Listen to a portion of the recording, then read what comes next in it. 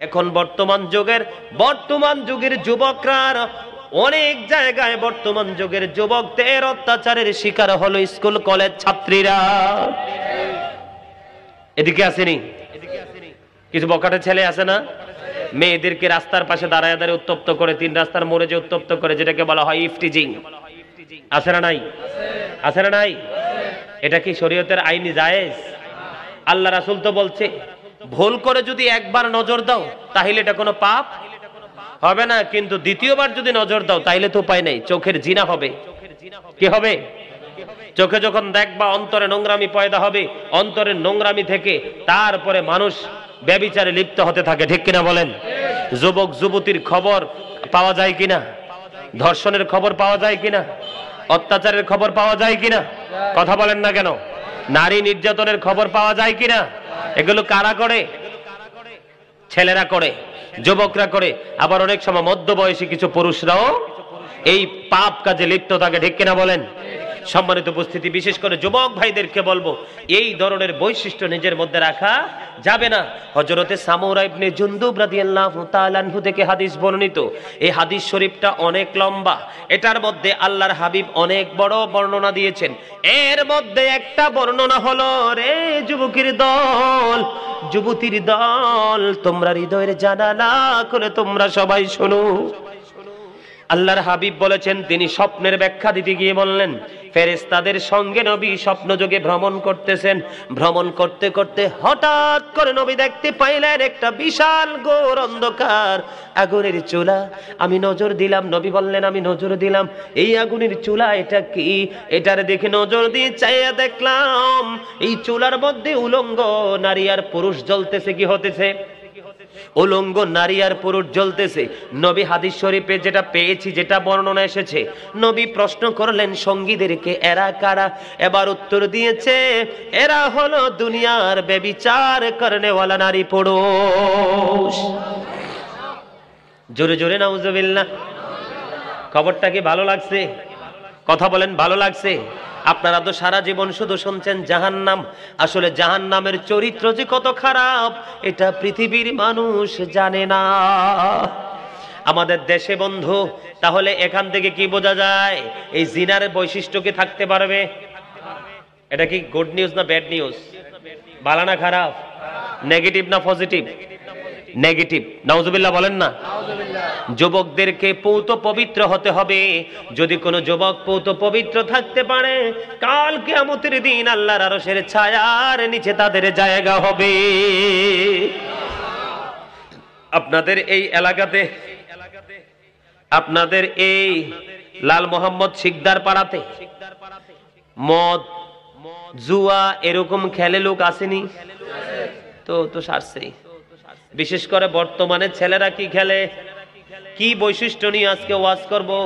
বললাম না, ইসলামের দৃষ্টিকোণ থেকে ইসলামী রঙিন বৈশিষ্ট্য যুবকদের মাঝে কিছুই নাই। আপনারা দেখেন মাথার যে চুল কাটে, কি কাটে? মাথার কানের গোড়াটা হলো ডিজিটাল রেল লাইনের মতো, এর উপরের অংশটা হলো বর্তমানে ডিজিটাল পিচঢালা রাস্তার পাকা রোডের মতো, এর তিনতলা ছাদের উপর হলো বাবুই পাখির বাসার মতো। ঠিক কিনা বলেন? নাচানাচি করলেও বাবুই পাখির ডিম এখান থেকে ছুটে আসবে না, এমন ভাবে স্টাইল করে দাঁড় করানো হয়। ঠিক কিনা বলেন? মনে হয় যে এখনকার ইয়াং যুবকদের মাথা কাশবনের মতো, কাশফুলের গোছার মতো। ঠিক কিনা বলেন? আরো জোরে। এটা কি ইসলামী দৃষ্টিকোণ থেকে মাথার চুল কাটার বৈশিষ্ট্য হতে পারে? কথা বলেন না কেন?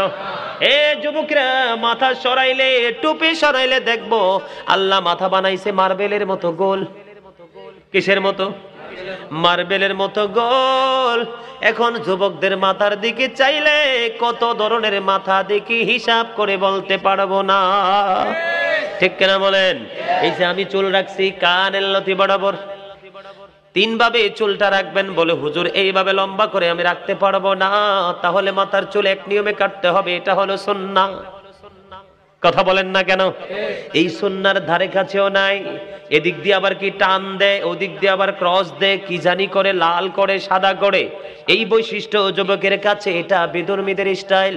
আপনারা দেখবেন সেলুনের কাছে যখন যান, সেলুনে যান না চুল কাটার জন্য, সেলুনে যখন যাবেন দেখবেন কোন ইমানদারের ছবি সেলুনের দরজায় নাই, গোটা পৃথিবীর ডিজিটাল বেঈমানদের ছবি। ঠিক কিনা বলেন? এটা কখনো মুসলমান হতে পারে না, কখনো মুসলমানিত্ব হতে পারে না। আমি কোন বৈশিষ্ট্যের কথা বলবো? চুল কাটার বৈশিষ্ট্য ইসলাম বিরোধী, হাদিস কোরআন হাদিস বিরোধী। এবার দেখেন দাড়ি এক মুষ্টি পরিমাণে রাখা সুন্নাত। কথা বলেন না কেন? কিভাবে? আল্লাহর হাবিব বলেছেন যে দাড়িতে খুর লাগাইলো সে যেন আমার কলিজায় খুর লাগাইলো।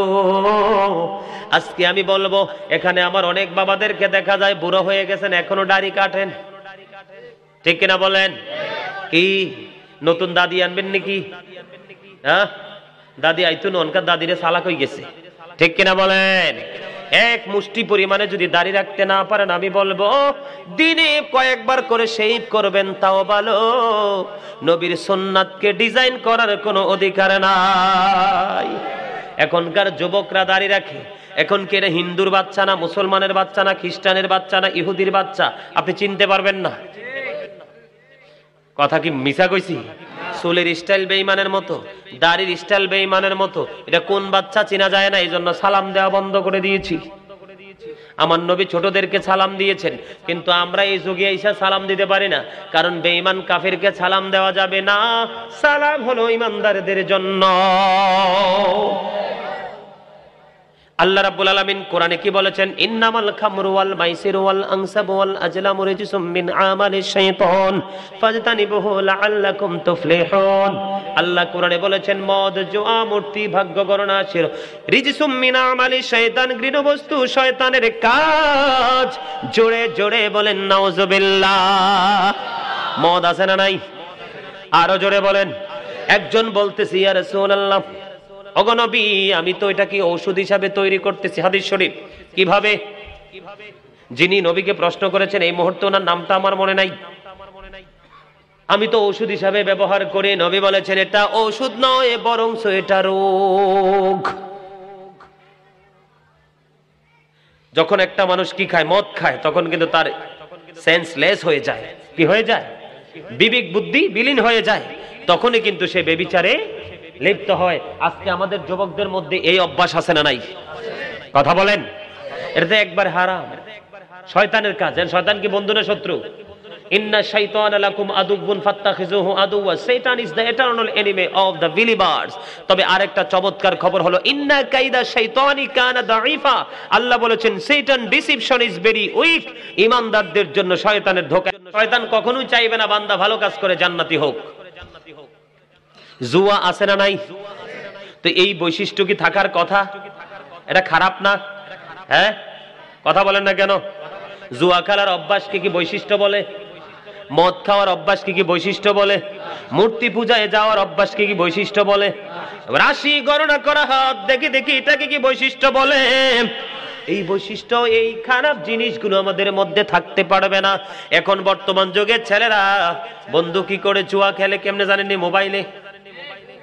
কি গত পরশুদিন গভীর রাত্রে মাহফিল শেষ করে যাইতে সময় দেখলাম যে রাস্তার পাশে নির্জন, কেউ নাই, ঠিক না, বাতাস আইলে মনে হয় যে পাতার মতো উড়ে যাবে কত দূর। এমন ভাবে একবারে মাথা নিচু করে মোবাইল টিপতেছে। কথা বলেন। এগুলো কি বর্জন করা দরকার না? শরীয়তের দৃষ্টিকোণ থেকে যুবকদের মাঝে এই বৈশিষ্ট্য থাকা দরকার, যে এই বৈশিষ্ট্য, যে এটাকে আমি ঘৃণা করব। ঠিক কিনা বলেন? এবং অন্যদেরকেও ঘৃণা করতে বাধ্য